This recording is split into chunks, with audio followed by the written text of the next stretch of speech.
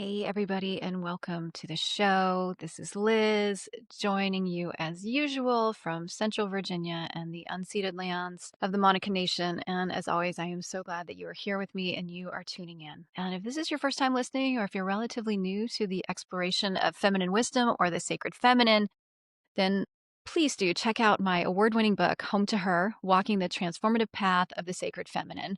Even if you're not new, maybe you'll find something there useful for you. So you may want to check that out. It's available on Audible and then anywhere that you would buy your books. There's also a lot of past podcast episodes that you can listen to. I've been doing this for 5 years, so go back through the back catalog. And there have been some incredible people that have been on the show that are approaching this topic in all different ways. So please do feel free to explore like that. And you know, one thing that might be helpful to know is that I've been researching and writing and teaching about the ancient wisdom of the feminine now for more than a decade, and it's taught me an awful lot. And lately, I've been exploring this through the lens of my understanding of power. This is a little bit different than some of the prior years and the prior shows. So if this feels a little bit different for you, I would encourage you to listen to the episode called The Future of Home to Her. I think it's episode 102. It frames this in more detail. But in a nutshell, our understanding of power has been defined by and taught to us by cultural structures and institutions that were created without any input or even participation from women. And that's all of them. Yes, I mean it, all of them. And so this exploration of the sacred feminine has really been the thing that's cracked open my understanding of this and my awareness that these kinds of systems can't teach us what they don't know and what they don't have exposure to. So the show from here on out, we are exploring this in a whole different kinds of angles and looking at this in different ways. And to that end, I'm also offering a select number of mentorships. But basically, this is for women who want to learn how to access and embody their full power using these methods of the feminine that I have learned about from all of my research and plus from a lot of experiential work that I've done in this area. It can be a little bit intense. So maybe not for everybody, but if this sparks any kind of curiosity in you or an inquiry in you, or you want to learn more, then reach out to me and let's talk about it. You can send me an email at liz@hometoher.com, or you can go to my website, hometoher.com, and you can book a discovery call with me where we can talk about this. I'll put all that in the show notes. And yeah, so like I said, this is where we're going with the show in the future and today specifically. So two key aspects of feminine power that I have seen both through the research and experientially, which I am focusing in my work, are these. One is the power to celebrate and sustain life. And that might seem obvious, but it's actually not in our culture. We are far more familiar with hoarding, amassing wealth, amassing resources, creating hierarchy. So there's haves and have-nots, which is not sustainable. And, at a national level, it's who can dole out death at the biggest scale through war. So the power of celebrating and sustaining life, it's a feminine thing, and it's really different than what we have now. And then the other aspect of feminine power that I think relates to what we're going to talk about today is the power of embodiment. And again, we are a culture that loves our brains. We love the intellect. We love all the mental gymnastics, and there's nothing wrong with that. But the feminine teaches us a lot about embodied wisdom and what the body can offer us. And not just wisdom, I'm talking pleasure too. We are made for that. And there's a reason for that, I think. So let's get into that. To that end, I really was looking back through my catalog of episodes, and we haven't talked about the topic of sex and desire and pleasure. It's definitely come up, and it came up earlier on, but not in a while. And this is a huge aspect of truly exploring feminine wisdom, in my opinion. This is supported in the historical record, where we can absolutely find evidence of sacred sexuality and pleasure-based approaches to spirituality. But it's also demonstrated in the historical record, where we can see an honestly weird obsession with controlling women's sexuality, minimizing the importance of her pleasure, and just demonizing the experience of sexual pleasure in general as some kind of impediment to a spiritual path. So, as with everything in our culture, I can say with pretty much absolute certainty that these kinds of perspectives were developed and sanctioned without any input or participation from women. So that is an automatic reason, I think, to be both skeptical and curious about what is missing from the overarching story. And it's from that place that I really have wanted to lean into this topic of sex and pleasure so much more on the show. And so to that end, I am really excited to have today's guest with me today. Dr. Lisette Ostrander is a life and sex coach and the founder of My Kind of Pleasure.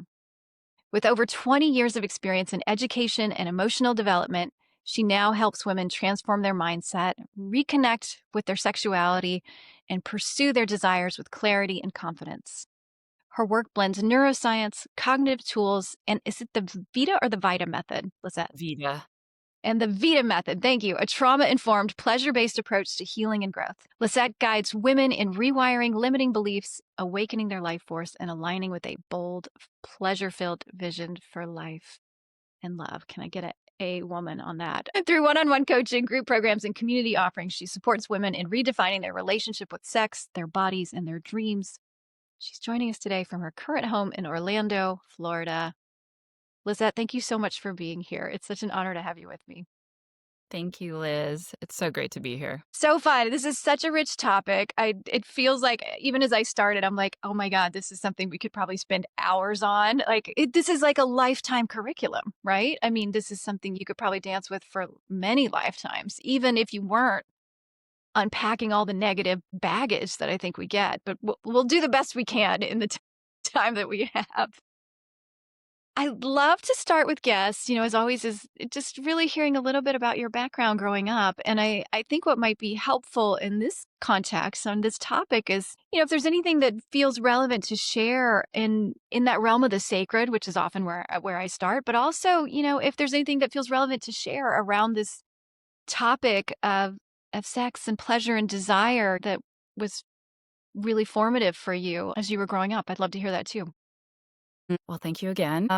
I love this question that I definitely looked at your past episodes and I'm like, that's such a good question to ask about the spiritual journey and yes, and connecting it to the work that I do now. I grew up Lutheran.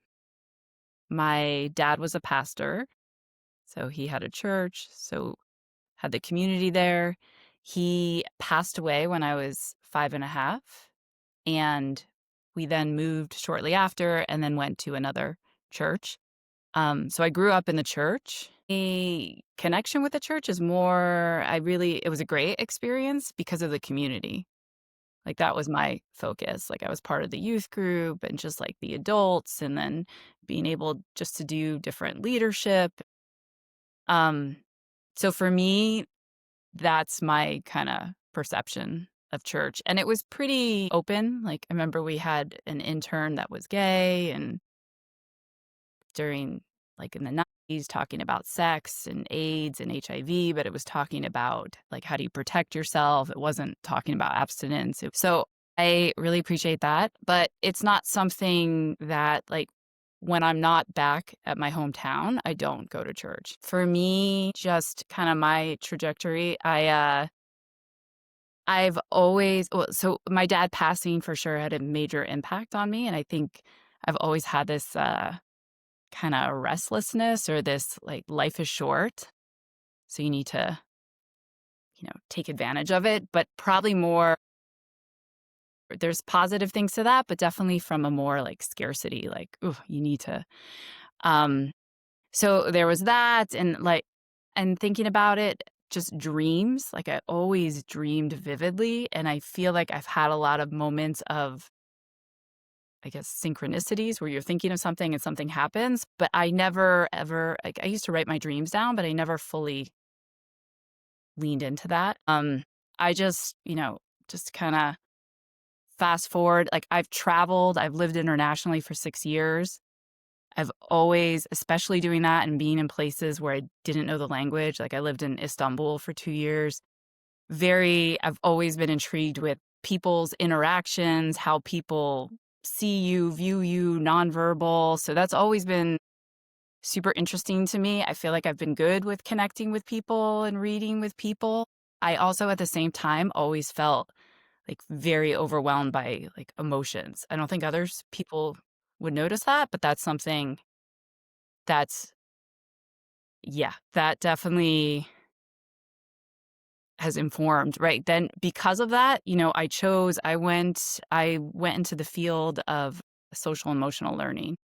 So again, like relationship skills, conflict resolution, human behavior, all that was really interesting. But it wasn't until I moved to California and then just, with Belinda and that crew, like really meeting people that were, I don't think she was talking about the sacred feminine, but it was that culture, that space. And I started interacting with people in that space, but I've always been one that, not that I was skeptical, but for me, I needed to know like the research behind things. I always needed that. Like I think even like with the dreams and the synchronicities that I talked about before, I couldn't fully lean in or like trust that. And I'm going to interject right there and just say Yeah. for listeners, Belinda Liu was on the show. I don't know. She's been on the show. It was a couple years ago. She is the co-founder of a network of retreat centers called Hestia, and she and I have co-facilitated retreats there. She's amazing. I'll put that in the show notes. You should go back and listen. And you're right. She's very connected to the earth and ancestral wisdom and deeply in tune with the feminine, even if she isn't speaking that specific language in her work on a day-to-day basis. So totally.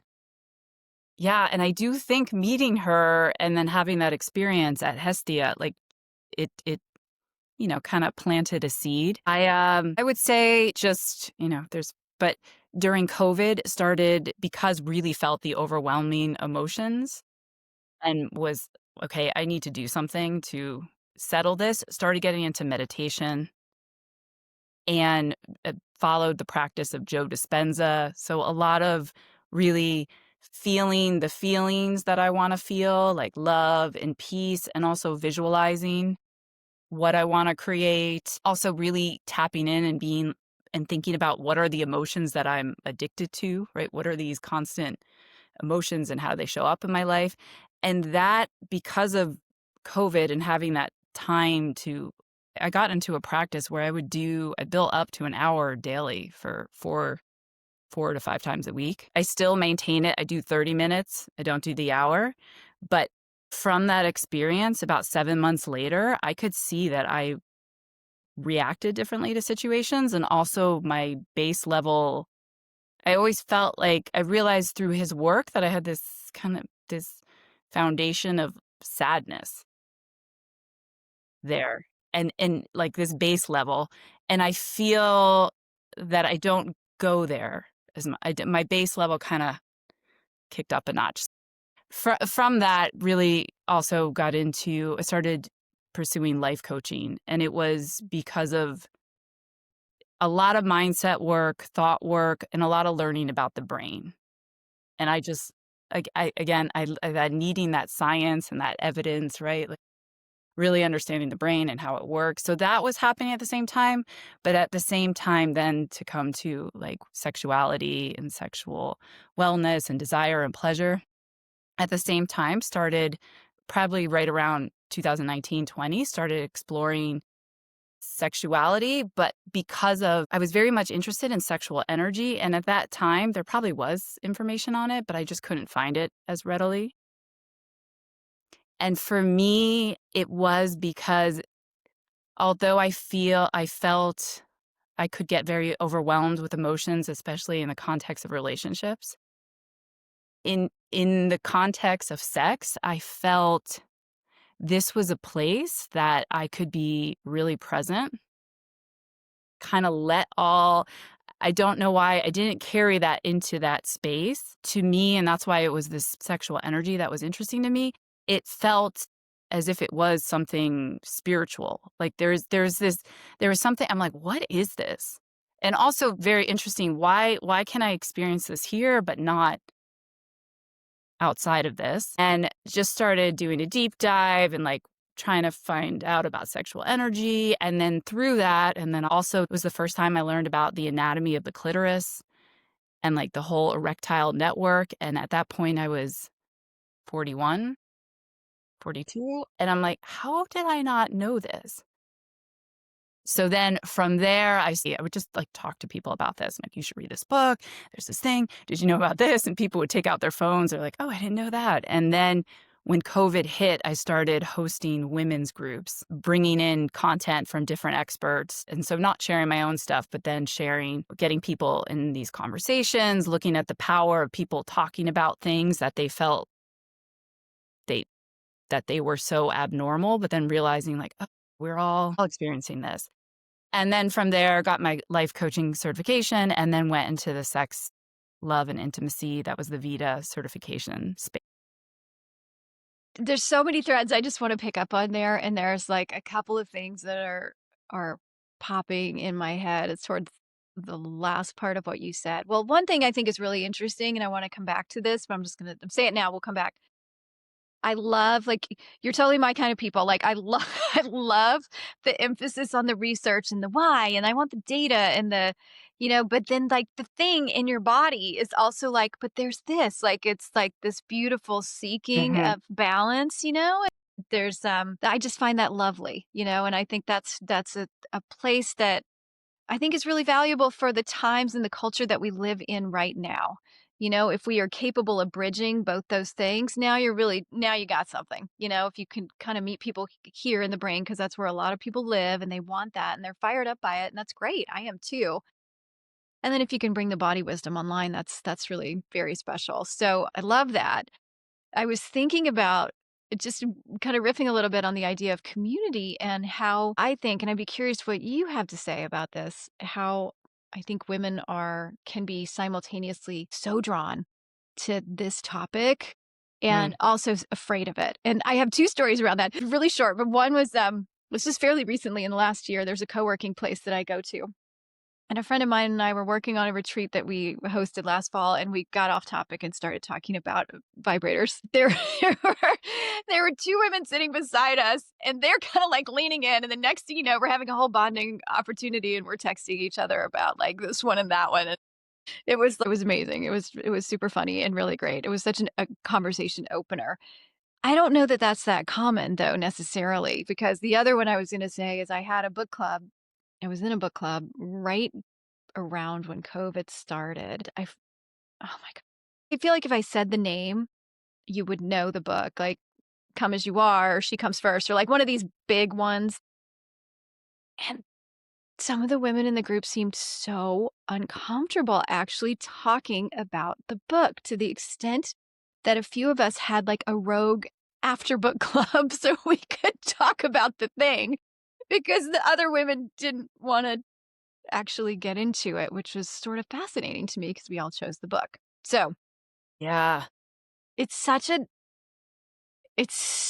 I started to say dicey. Like, how would you even describe this topic for women?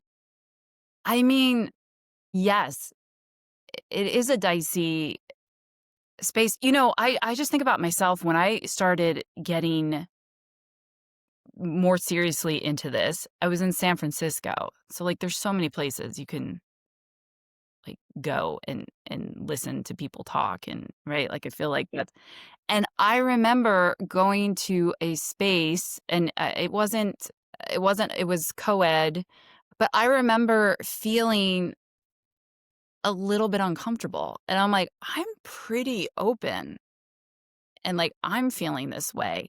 That was actually part of what I didn't ever think about coaching. Actually, that wasn't, I have to say, when I did the life coaching certification, it was for me and for my education space job with social emotional learning. But for all of this was like first initially for me.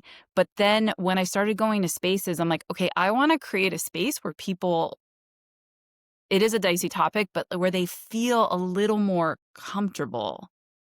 Right, and I don't know if I've perfected that, but I think I found, when I host groups now, and I'm hosting a group on erotic intelligence, and I actually think listening people have reached out and said, "I'm really interested in the group," but they didn't sign up, and I'm like, I think that word erotic, anything with sex, right? Like, it was just a little too much, so, going around in circles, but I just think it's really I mean, in the groups that I've held for women, I love introducing some research, right? Some practical stuff. I share stories and, like, I've always been lucky enough. I've had, like, one person or two people then who really feel super comfortable Yeah. and they kinda crack it open. But you're right. I mean, there's some people who've been on groups who have been camera off and much more silent. Yeah. Yeah. Well, and I wonder too, it's interesting because you didn't really reference this in your background. I have to say, when you said, well, I grew up Lutheran and I was the daughter of a minister, like all of my own biases just kicked in. Like it's so, I caught myself filling in your story before you told your story, which was totally Mm. unfair. But part of it is based on me and my upbringing, in a Southern Baptist household, which was, I mean, the virgin whore dichotomy is a very real thing, I think, for a lot of women, like, it's like to even own desire and sexual pleasure, it's can be shameful, right? And I don't know, I'm wondering if you've seen that and heard that in your work too, or if it's more of an undercurrent, like, do you feel like people are even aware of that? Yeah. I mean, that's the thing, in this space, also why it's dicey, I just wanna say, right? There's so much, right? There's not only that even if you didn't experience anything overtly negative, right? We've got all these messages, Yes. right? That it's so there's either like, especially I think when the times people grew up, like if you grew up, I was older then, but like during when you think of like HIV, AIDS, like the fear, right? There's that. Yeah. But you're right, there's these messagings, of course, religious, but even just in society, right? There's like the good girl and then there's that one, right? Like, Yeah. and there's just so much happening, right? So there's like so much shame. And then on top of that layer, like this is something that is, I feel very sacred and spiritual and then healing, but also it's can be so damaging the way that people Yes. when they either overtly like are hurting someone or even just saying something that feels really dismissive or makes some people feel, like something's not normal. Yeah. It's just it's huge. I mean, I just think about the work you're doing and yeah, when you think about sexuality, like, talk about how I don't know, I wanted to, like, in preparation for this, like, do the research, right? But, like, how when you think of, like, how you try to control people, you really then right? One way to control is through sexuality. Yeah, patriarchy runs on it has to. I mean, and part of it I think is at a very simple level, it's like, if property and power are passed down through the father line, then you have to know who the father is. And Mm, the best way you know that is by locking a woman down into a particular relationship. And then like any kind of pleasure becomes secondary. And I think that's been part of our lineage, part of our even if it's not, your personal experience as part of your grandmother, your great grandmother, that's part of our lineage, it's been passed down for if you're especially if you're of European descent. totally. So, yeah, for sure. There's so much, and even what you're saying, I think about trying to there's oh my god, it's almost like do you feel like you have a hard time even just wrapping your arms around this topic because it's so massive? That's almost how I'm feeling right now. I just wanna say I did my coaching certification in fall of 2023, and I went through all the content. I did all the hours, the practicum hours. At this moment, I'm finalizing the portfolio to submit it, but I decided to go back through the content because I actually didn't totally get it the first time. Because I also think too, it's like, check, do this, check, check, check. I need to like get this hour, check, Yeah. check. And now, just to your point, there's so much I also think at the same time that I was going through it, I was also practicing the art of life coaching and the mindset work and how to like use it to really start like unraveling all these limiting beliefs, right? So there's this art to it. So I was doing that. I could not actually really connect to a lot of the sex and intimacy work, like the somatic work, actually. I had a hard time going there, but now as I'm going through it because now I'm understanding now this art of life coaching, and I've read enough of, like, the science to, like, understand the embodiment work, and now it's like I can just be with it. So you're right, like, I'm going through it now, it's totally resonating completely differently. Yeah. Yeah. It's one of the things that I have been thinking about lately, and I don't know what stories I've told on the podcast or not. So if y'all are regular listeners and I've said this before, just forgive me. If you think about the concept of it's just been fascinating to me how we have sort of vilified pleasure and sexual pleasure culturally, like, and how it almost makes no sense. Like, if you think about, let's just take the concept of the Big Bang. Like, literally, like, an explosion of something brings the universe into Yeah. Yeah. existence, right? And if you think about us as humans, the way we are designed, Mhm. it may not work this way, but the way we are designed is for each of us to enter onto this plane of existence through an explosion of ecstasy, always on the male side. But if you got it right, it's going to happen on the female side too.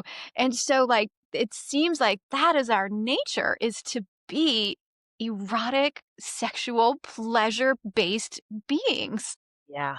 right? And it's fascinating to me that we've got it so backwards. Even when they talk about the clitoris, and now I think they used to say 8,000 nerve endings, but now it's 10,000 nerve endings on the Wow. clitoris, like, for no purpose, right? Yeah. Like, No purpose. no I don't know the right, like, it's for that to feel that pleasure. I mean, okay, maybe someone's like, they have that, so then they'll wanna have sex, so then they procreate, da, right? But men don't have that, like, Right. so it's just and beyond the clitoris, like, when you start, like, the like, our whole body. Yes. As a whole. Well, and I think, yeah, so I know that's something that you say and that you talk about, like, sex is really, like, so much more than the physical penetrative part. Like, talk to me about, like, sex and eroticism and, like, just sort of even, like, how you kinda lens this and how you're Yeah.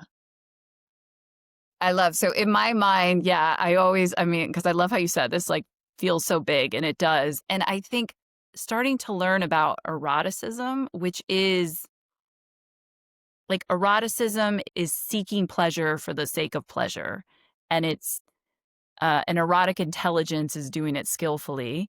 But the way that we tend to think about sex in our society is that it's an act that has a beginning, middle, and end. And usually well, we want it to have an outcome, and that signifies we did like a good job, right? And everybody's happy.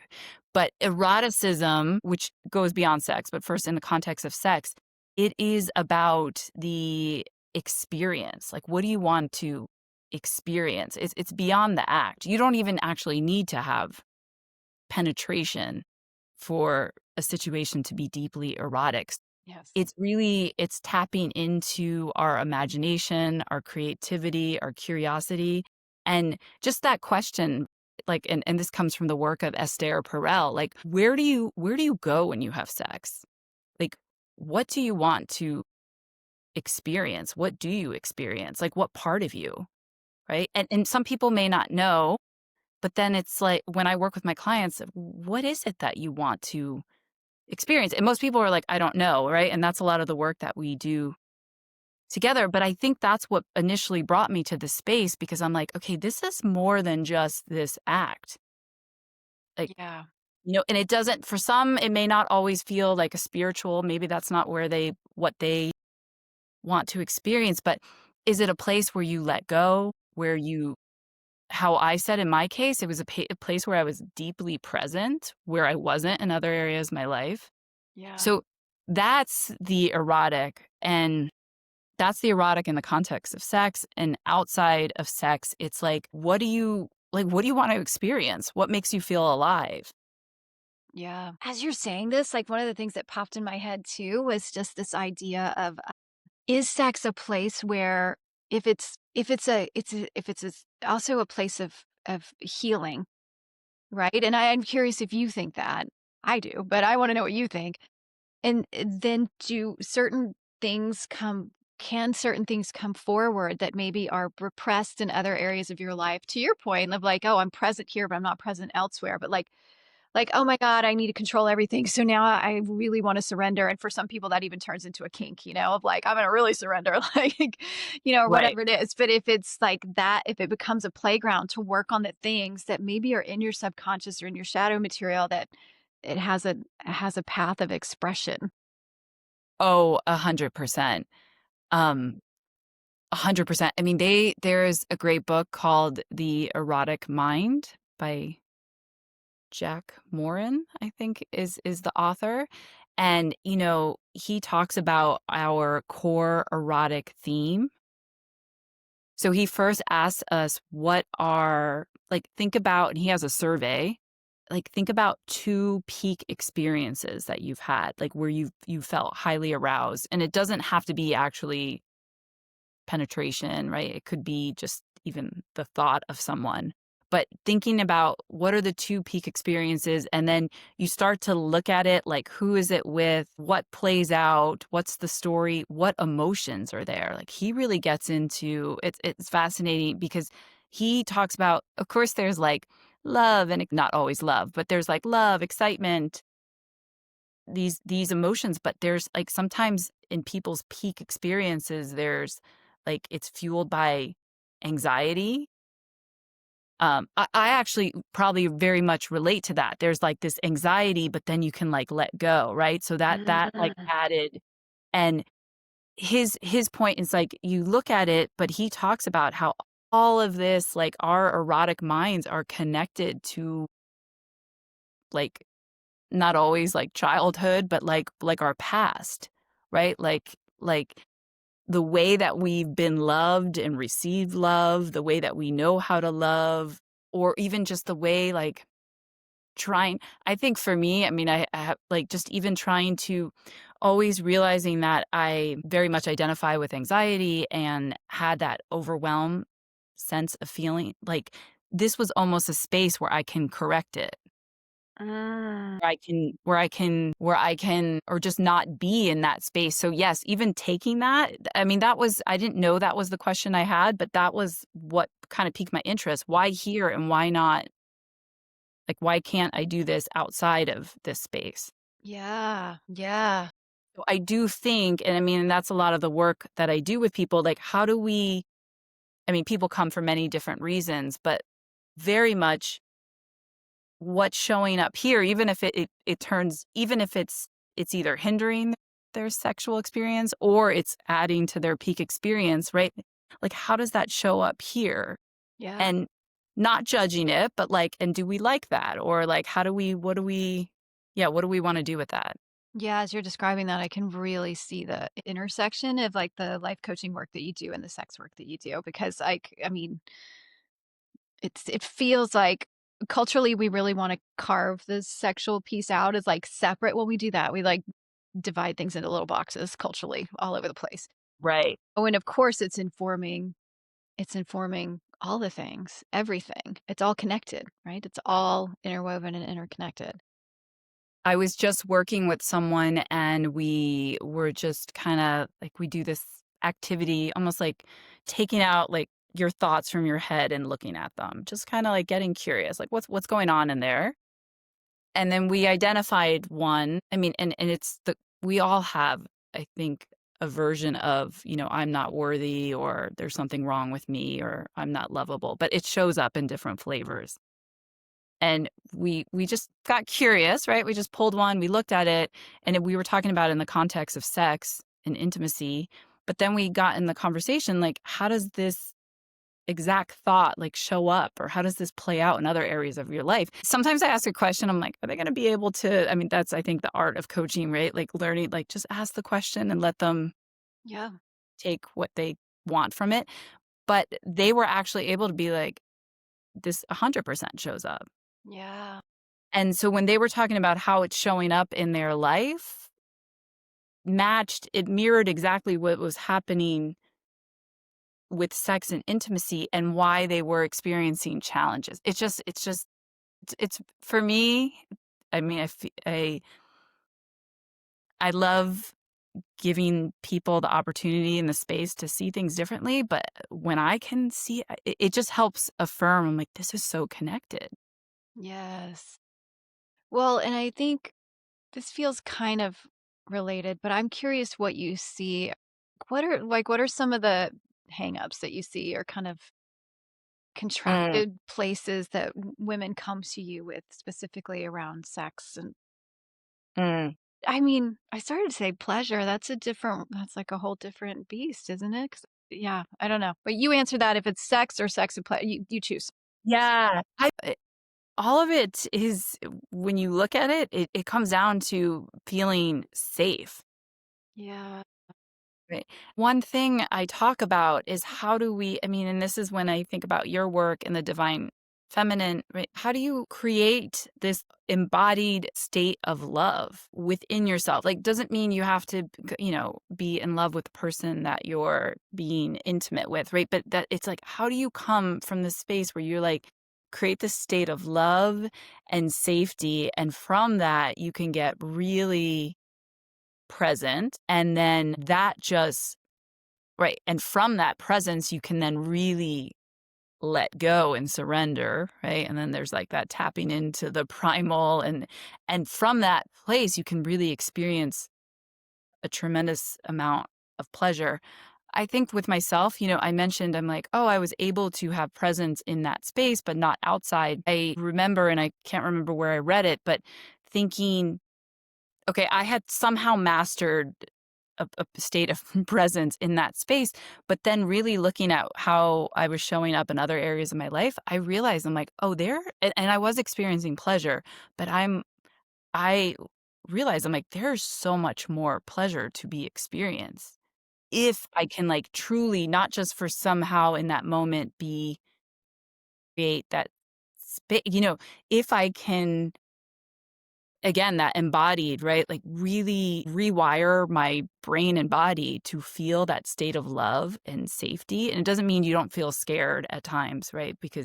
But like really, it's that I think about with the divine feminine, right? Like building that trust, right? Like that Yeah.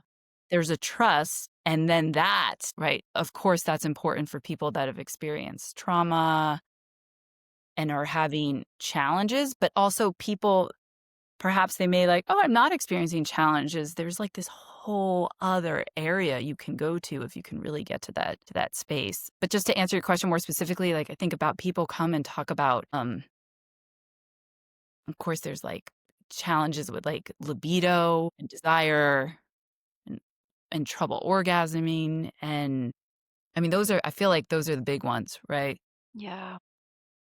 Well, and I think, like, what's really coming up for me, and I'm wanting to presence, and again, I feel like this is not a surprise to anybody who listens to my work, but I'm always interested in the cultural piece. I think right now, like you and I think we're peers. We're around the same age. We're kind of a part of the therapy generation, right? When therapy was sort of up and coming, like, and what a gift for us, and for my children. Like, this is very normalized, but it's a very individual thing. Like you work on you. Like, what's going on with you? And I think without the cultural overlay and the context, and specifically for women, that is what we have been missing. And so when you talk about safety, I think about your own individual experiences. Yes. I think about the relationship that you have with the person that you are intimate with. That person has also been shaped by all the same cultural shit, and it's been incorporated into them in different ways. And I'm wanting to presence that because I'm cisgender and hetero. This is a very cisgender hetero conversation. Probably going to feel that way. That's what I know, and I'm always open to feedback on that. But like, men are bringing a whole bunch of other baggage, and I think have even less cultural incentive to look at it. They've been informed by porn. They don't like there's a whole thing about, are they even capable of holding a container and an environment that makes their partners feel safe? And I say that without judgment. Have they like even had the opportunity to hold those questions and ask it so that they can show up in that space? Mm. And then there's all the cultural part that comes with that too, of being a woman in a where there's so much pressure on your looks. Like, there's a total deprioritization of your pleasure. Like, it's a lot. There's like easily a dozen reasons why you might not feel safe in any given sexual encounter. Exactly. Yeah. And I just wanna I think about with men, I do think, like, sex is a space that they also yeah, culture has damaged the way that they view themselves. Right? When you think about that idea of sex being an act with a beginning, middle, and end, and it ends with, right, like the orgasm, the this, the that, right, right, very damaging to them. I think for me, I have to say, when I started looking at it differently, it was because I don't know why, because I feel like there's so much more out there now, or maybe I'm just so steeped in it. But I remember having the experience with someone where and maybe women are like, I don't want to have this job, but where I created that safe Yeah. space for them, Yeah. right? Where I was, let's make this about the experience and not the outcome, because there was a challenge, right, with having the outcome. And from that, I could just see how they changed. And then I was like, this was okay. This is really powerful. Yeah.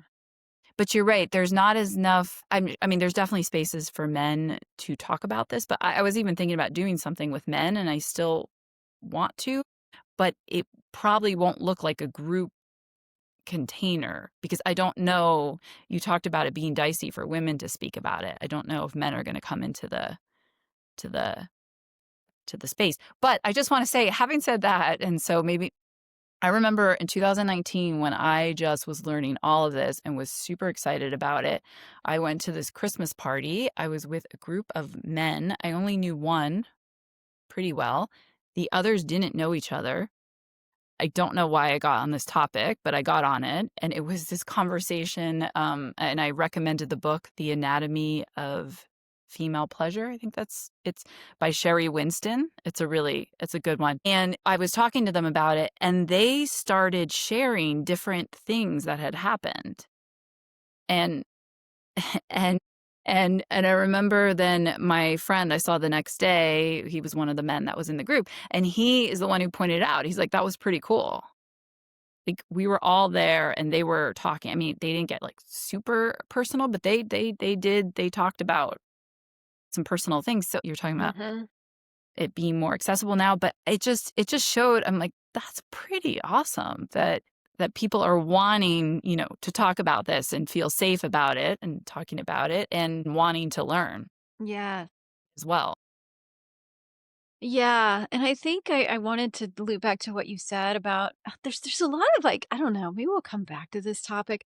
I have to say, I'm fairly recently, out of my marriage, and there's, like, I'm being candid with y'all. There's, like, personal things that I'm curious about sharing, just because this has been an exploration for me post-marriage, and it's a whole space that's just opened up in a way that wasn't available to me when I was married. There are people and children involved, all those things. So I'm going to feel into like when and how much I want to talk about my own life here. But I think I can relate to what you were saying about, creating that safe space for men to meet you there. And also I'm feeling protective of the listeners that I don't know, and knowing that I've also had experience being in relationship where it's like, you're doing a lot of labor already. Like, if you don't feel called to do that, you don't have to do that. Like it isn't your job to add that to your list of other things that you're going to caretake for your man because he can't do it for himself. And I think each one of us, it's a situational thing and a personal thing, like how you want to show up in that situation.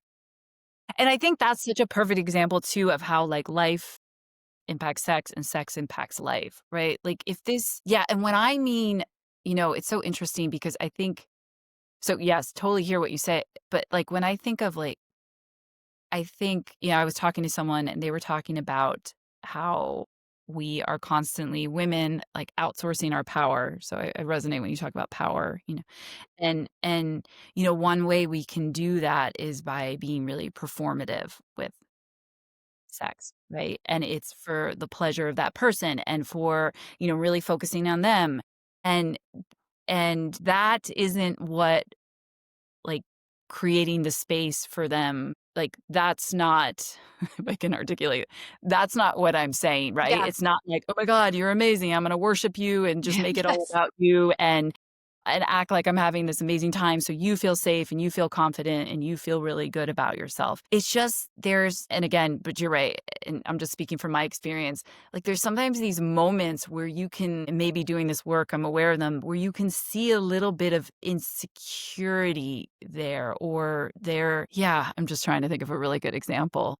So not necessarily having to, like, take care and, like, I gotta now do this. It's I mean, I think a perfect example is when you think about having trouble, if we're talking about hetero, like having trouble having an erection, right? That's it. Instead of making it, for example, being like, which it's hard because if there's other things going on in life, instead of being like, ugh, it's because, and that's again, this is the work, right? Like, oh, it's because of my body, because I had a Yeah. baby, because of this. I know this again, easier said than done, but doing that, then it just creates this like cycle of you both kind of Yeah. hurting each other, Yep. right? Like, instead of it being like, "Got it, let's do some massages, let's do this," Yeah. like, "This has nothing to do with me." Yeah, Right. and that goes back to the thing that you were saying about really expanding the idea of sex beyond like a beginning, middle, and end situation. Like what could yes, like what's the whole erotic experience we can have together as two human beings that want to be in this space together in this moment and have an Yes. experience. Yeah, yeah. And if they're not wanting to go with you, right, like, if you open it and they don't go, I understand, right? You can't, right? But Well, I think even what you're naming, though, is really resonating with me because it's something that is related to sort of the shift in me talking more about this feminine wisdom as a form of power that we're not accessing. I think, and again, it is individual, and circumstantial. But what I am fairly certain of is that we cannot expect men to lead us into areas of feminine power and wisdom. We cannot. They do not know how to do that. So we have to access that and figure it out for ourselves. And then from that place of groundedness, figure out how do I want to offer this to, if we're hetero here, the men in my life. Do I sense that they're ready for it? Can they receive this? But it's Mhm, is on us. We cannot expect mhm. this culture to do it for us. We can't because it can't. It will not. Right. Yeah. And I think I listened to your episode 102 when you were talking about the future Yeah. direction, talking Yeah. about power and, like, this idea of feeling our feelings, right? You also Yes.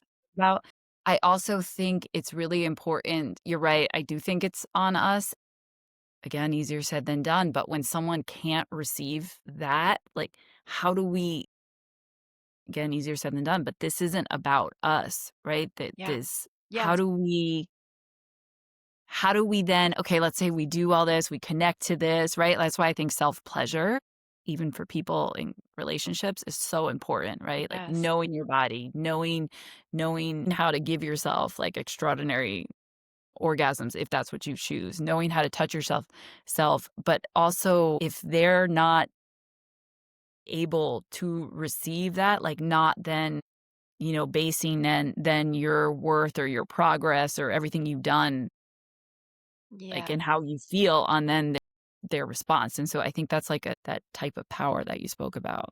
That is such a good point, and I think related to that, you know what? I was just realizing as we're having this conversation, I had somebody on a few years ago, a woman named Lisa Grace, like, we had a whole conversation around sex and the sacred, and at the end of it, she's like, "I feel like we barely talked about sex."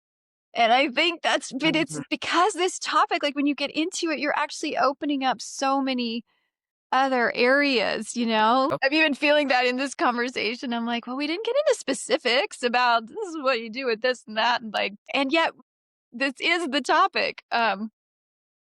But I guess what I'm wanting to ask you then is like, for someone who's listening and is like, okay, this is a growth area for me. I know that I have some lockdown around this, or I know that there's so much more pleasure that I can access, or I have been shoving this, way down, or there's something I want to change. Like obviously this is a lot of work, but where might you tell them to go? Like how would they start? Like really yeah, turning towards this and inviting more sexual pleasure, more eroticism into their lives in general.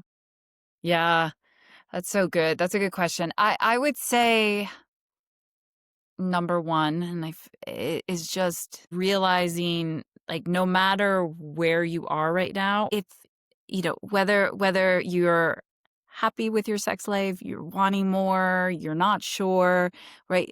Just really having the awareness that there is more available if you so choose. That can be really overwhelming for people, but this idea that, I think so many people don't even decide to go down that road because they're like, well, there's nothing I can do about it. And so no matter where you are, no matter what, and I know I'm not speaking when I think about this topic, right? And we think about people that have really experienced just some horrific things in their life, right? And especially like there is another way available, another way of being, another way of feeling. Yeah. And so I just think knowing that, because again, it's just so much easier, and maybe the brain likes to do that, right? Because it's I love what you said about your mentorships. Like it's not like always like the most fun or easiest work. Yes. Right? So, like, sometimes, even though you really would love to have that intimacy and that sexual experience, you're like, "Dude, that is too much work. I don't wanna."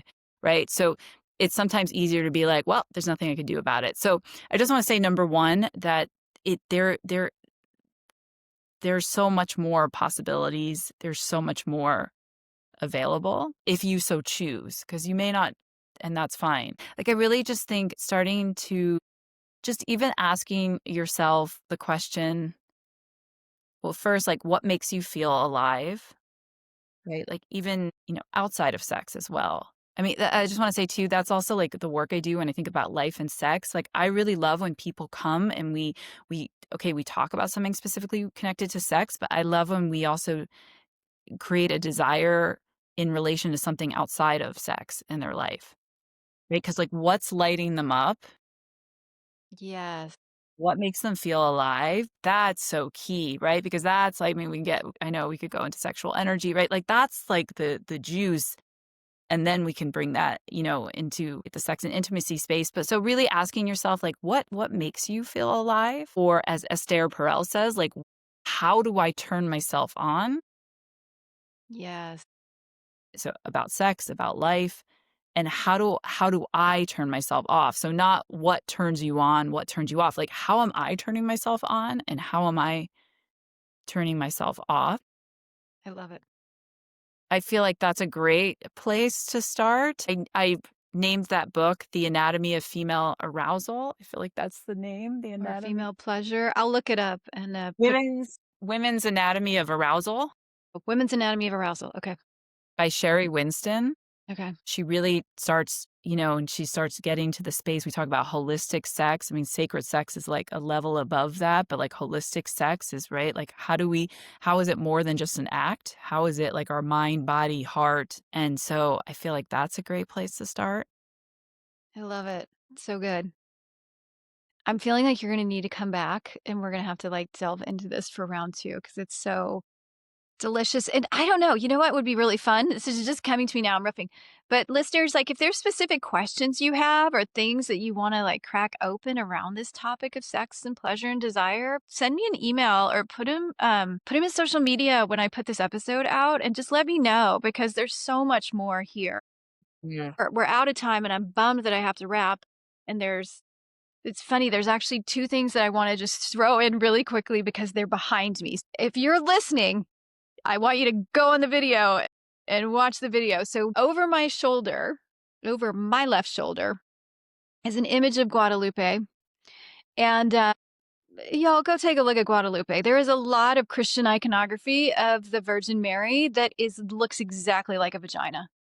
Guadalupe is standing inside of a vagina. And I think there is very clear evidence that Christianity in general, there's a whole shape in some medieval art, I think, Renaissance art, called the mandorla. It's like this almond shape. It's the vagina.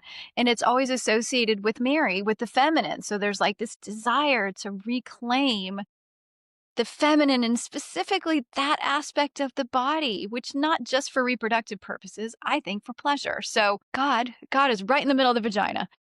Goddess is right in the middle of the vagina. And the other thing I want to point out over my right shoulder is a portrait of my own vagina. So if you want to go check it out, this is actually the second episode I think I ever had. An amazing woman who does these witnessings. She paints incredible paintings. She creates really beautiful experiences, and she actually does a lot of work around sexual trauma and healing. So I'm just putting it out there, not because I'm trying to show off this painting, but just just normalizing, like let's embrace this. Let's just I love yeah. it's cool, right? It kind of looks like a crystal.